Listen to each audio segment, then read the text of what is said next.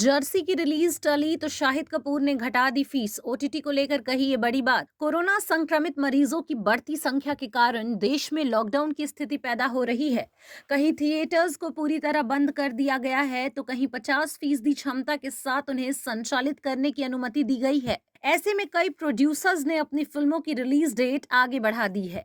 वहीं कुछ ने अपनी फिल्मों को सीधे ओटीटी पर रिलीज करने का फैसला लिया है। 31 दिसंबर को Shahid Kapoor starrer Jersey release होने वाली थी, लेकिन ओमिक्रॉन की वजह से रिलीज को स्थगित कर दिया गया है। अब मेकर्स इस फिल्म को सीधे ओटीटी पर स्ट्रीम करने पर विचार कर रहे हैं।